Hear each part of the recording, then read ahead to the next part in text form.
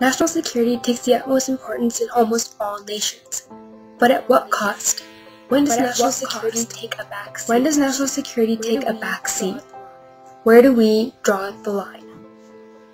Is it when it begins to violate the human rights of its own people and international law as set forth by the United Nations?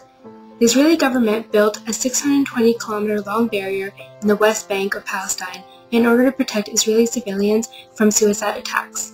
So when most governments build a barrier to protect their own civilians from enemies, they are smart enough to build the barrier on their own land.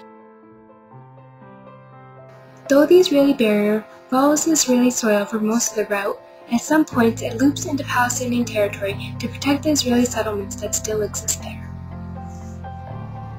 The construction of the Israeli barrier has meant that Palestinians living in the West Bank area can no longer move freely into East Jerusalem, the city that has been their religious, social, and economic center of their lives for centuries.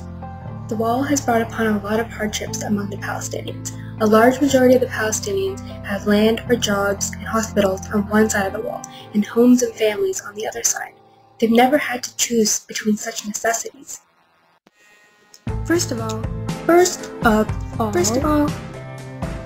they need an ID simply to cross the wall, a place where they could have traveled before so freely without any permit or pass, but now they need an ID card. This ID card defines where you're from and is very difficult to come by, and for those lucky people who do happen to get one, it can be cancelled at any time without you even knowing.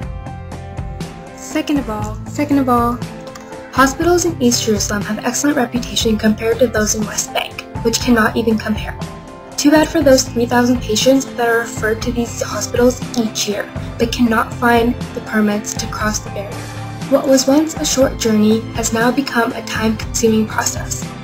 So imagine, for people like you and I, what would it be like if we couldn't receive medical treatment right when we needed it? No emergency room, no family doctors. At least none that could make a difference. Third of all, education for young students and even university students is proving to be such a problem. Everyone knows that education is the key to change, but without the key, how far can we truly get? They are being denied their right to an education simply because they cannot reach school every day, because of the barrier.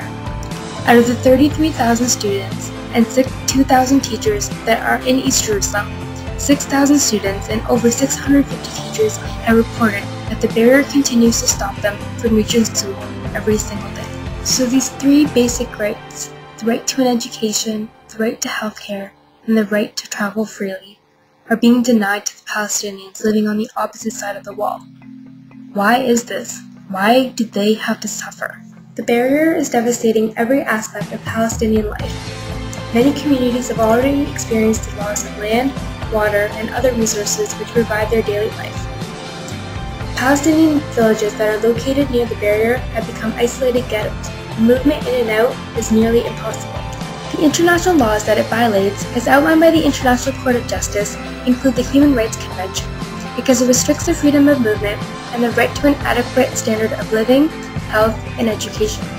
It also violates the Geneva Convention, because it assists in illegal settlements and its buildings injure private property owners. Many would argue that Israel has a legitimate right to self-defense and protection of its people, because obviously the wall was put up for a reason, which was to prevent Palestinian suicide bombers from getting into Israel. But don't you think that any short-term security gain that could be good for Israel from putting up the wall would be offset by the ongoing resentment within the Palestinians towards the Israelis for putting up the wall in the first place? It could lead to more suicide bombings and more hostility towards each other. Others would argue that the wall is temporary and can be moved or dismantled at any point in time. But my question is, why is it up in the first place if it's just meant to be broken down? As long as the wall stays up, the hostility will continue. The Israelis and Palestinians need to learn to live side by side, and by putting up a wall only sends a clear message that the Israelis are hostile and unwilling to find a solution that suits both nations. Many would argue that it's not a wall at all, just a security barrier or a security fence. So ask yourself, what do you believe? I believe that regardless of what you call it, it needs to go.